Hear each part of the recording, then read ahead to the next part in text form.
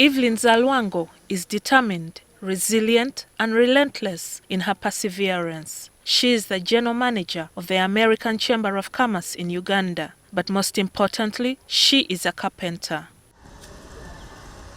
Her workshop and showroom are nestled between 3.5 acres of a forest of eucalyptus trees in Namusera, Wakiso district.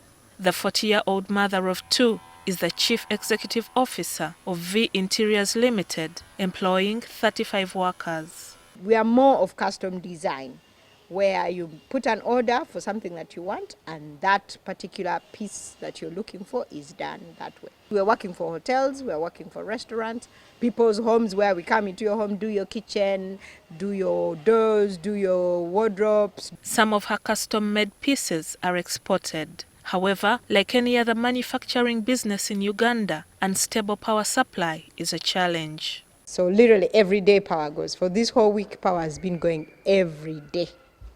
Every day is the biggest thing. So, but with the equipment that we have, you need a bigger investment in the generator. Although Zalwango has a master's degree in information technology from a university in India, she decided to follow her passion and has been doing woodwork for 13 years. Passion for carpentry, I would say it goes back. I come from a home of where my grandfather and his sister and his brother, all of them were handy people. So I enrolled myself into a carpentry school and I started doing classes. While I'm doing my master's degree, I was doing the carpentry course. When she returned to Uganda in 2005, she worked with an IT company in Kampala and then moved on to become the public relations manager for Go Lotto, a lottery company where she was earning 5.2 million shillings per month. Everything I had in my house, I made myself. The chairs I still have. I've sold my bed, I think 12 times already. So my friends come, that's the bed I want. I know you carpenters, you're going to take long, I will take your bed. Then you can make yourself another bed. In 2011, she quit her job and joined Our Car Furniture, a company dealing in custom-made furniture. Her salary dropped to 1 million shillings a month. Under Zalwango's management, Our Car Furniture grew from employing 25 workers to 60. In 2015, when her business partners exited, she found a new one. I invested my little money that I had and then bought my partners out. And then I started looking for a partner and the business was growing like to a rate even me myself I was shocked. That year, she was selected for the Mandela Washington Fellowship for Young African Leaders. Leaving her partner with power of attorney over the business, she traveled to the US to tap into that market. While I was there, we get this client from Home Goods who says they want 20,000 chairs of one of the pictures are taken and all given all the details of that chair. I call him and I tell him, guess what? Our lives are changing. We are going to be exporting to the US. Forget about Uganda. 3 weeks after she returned to Uganda, disaster struck. I get demand notes. We are saying I owe money lenders about 50 million Ugandan shillings and I put in my lease. URA comes and says they demand us 250 million Ugandan shillings. They have to close the business. Then I get to find out I'm pregnant also with my second child. So you're stressed at home, you're stressed at work. Zalwango sued her partner, but when her life was threatened, she walked away from the business with nothing. That was in 2016. She says the business was worth $1.2 million, which is about 4.4 billion shillings. My partner then told me, he's like, but you know, if all these things can go away, if you give me 90% of the business. Next thing I know, there was a car that was following me for a while, which I had never paid attention to.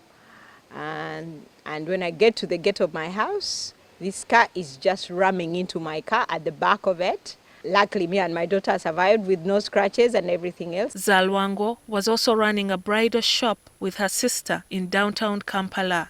A few days after she walked away from Our Car Furniture, her bridal shop was broken into and she lost everything.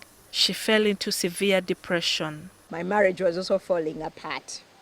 So I wake up one morning and I get a phone call from a woman telling me she's getting married to my fiancé in 1 month. I didn't have a single penny on me. And then I called one of my friends who owed me about 8 million Ugandan shillings. I'm like, do you know what? Mpeleza mitwalo kumi. Send me 100K. And I remember her telling me, Eve, for all these years you've worked, you mean to tell me you don't have 100,000? When I got off that phone call, after 2.5 years of going through all I was going through, was the first time I cried. In December 2017, she picked up the pieces and braced herself to start again from scratch. So I called my mother and I told her, I need you to find a place for me where I can put a workshop in Chebando, because my mom used to live in Chebando. And I started calling people. Like all my customers, old customers, I started calling. And within like 3 weeks, I'd collected money that I paid my rent. I bought 2 machines, new machines.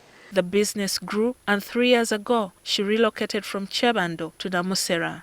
V Interiors Limited is now more of a social enterprise. Zalwango advises that one of the most important ingredients of a successful business is integrity. We fronted ourselves as different from the rest of the carpenters. That's very, very key to us. We got into partnership with different people when it comes to timber stocking, when it comes to suppliers. Most of our suppliers have been with us for so long. In her free time, Zalwango runs, practices yoga and dances. She is also into mountain hiking and has climbed Mount Elgon in the Bugisu sub-region and Mount Sabinyo in the Democratic Republic of Congo. Zalwango's business is now above the SME level, and she says it has grown because she learned how to plan for it and how to manage her human resources. GILLIAN NANTUME, NTV in Namusera, Wakiso District.